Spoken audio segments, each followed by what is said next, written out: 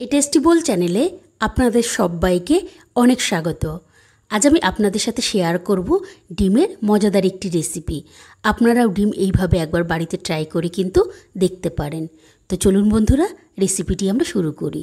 এই রেসিপিতে আমি যে সমস্ত সবজিগুলি ব্যবহার করেছি সেগুলি হলো আলু, ক্যাপসিকাম, টমেটো।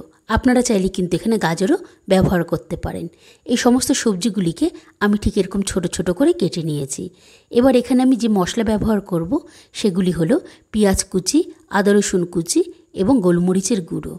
আমি কিন্তু এখানে 3টে ডিম নিয়েছি। আপনারা আপনাদের প্রয়োজন অনুযায়ী ডিম ব্যবহার করতে পারেন। এবার আমি গ্যাসে কড়াই বসিয়ে দেব। কড়াইতে আমি এখানে তেল দিয়ে দেব। তেল যখন বেশ ভালো মতন গরম হয়ে আসবে, এবার আমি প্রথমেই আলুগুলিকে ভাজার জন্য তেলের মধ্যে দিয়ে দেব। আলুগুলিকে তেলের মধ্যে দিয়ে ভালো মতো নাড়াচাড়া করে কিন্তু ভেজে নিতে হবে। এমনভাবে আলু ভাজতে হবে যাতে আলু এখানে অর্ধেক সেদ্ধ হয়ে আসে। এবার যখন আলু ভাজতে ভাজতে ঠিক এরকম লালচে ভাব হয়ে আসবে, এবার আমি তেলের মধ্যে ক্যাপসিকাম কুচি দিয়ে দেব। ক্যাপসিকাম কুচি এবং আলু ভালো মতো নাড়াচাড়া করে আবারও কিছুক্ষণ একটু ভাজতে হবে। এখানে ক্যাপসিকাম কিন্তু আপনারা খুব নরম করে ভেজে ফেলবেন না। ক্যাপসিকাম ভাজতে ভাজতে ঠিক যখন এরকম নরম হয়ে আসবে হালকা, এবার আমি তেলের মধ্যে আদা এবং রসুন কুচি দিয়ে দেব। এর সাথে এখানে আমি পেঁয়াজ কুচিও দিয়ে দেব। এবার আদা রসুন এবং পেঁয়াজ কুচি ভালো মতন তেলে নাড়াচাড়া করে মিশিয়ে নিয়ে ভাজতে হবে। এখানে একটু সময় নিয়ে কিন্তু এখানে ভাজতে হবে।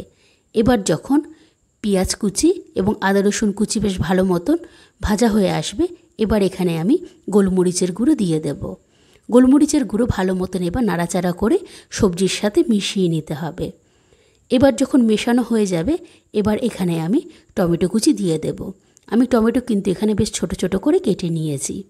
এবার টমেটো কুচি সবজির মধ্যে দিয়ে ভালো মতো নাড়াচাড়া করে নিয়ে ভাজতে হবে।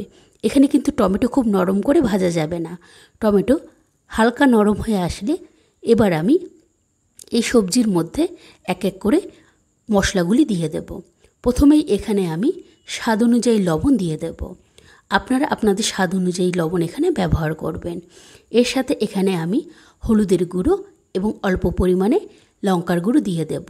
আমি এখানে এক্সট্রা ঝালের জন্য লঙ্কার গুঁড়ো ব্যবহার করেছি। আপনারা চাইলে নাও ব্যবহার করতে পারেন। এবার আমি এই সমস্ত মশলাগুলি সবজির সাথে ভালো মতন মিশিয়ে নেব। ভালো মতন মেশানো হয়ে গেলে এই অবস্থায় আমি কিছুক্ষণ সবজিটি হতে দেব।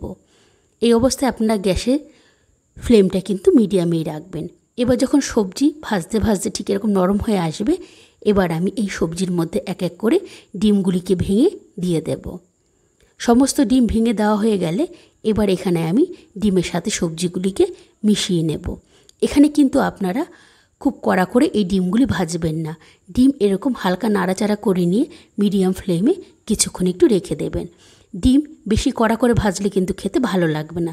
দেখুন বন্ধুরা, ডিম যখন হালকা ভাজতে ভাজতে ঠিক এরকম নরম অবস্থায় হয়ে আসবে, তখনই কিন্তু আপনারা নামিয়ে নেবেন। এতে কিন্তু দেখবেন খেতে খুবই ভালো লাগবে। ব্যাস এইভাবেই কিন্তু আমি তৈরি করে ফেলবো ডিমের এই সুস্বাদু রেসিপিটি। আপনারাও একবার ট্রাই করুন এবং আপনাদের অভিজ্ঞতা আমাকে কিন্তু কমেন্টসে অবশ্যই জানাবেন।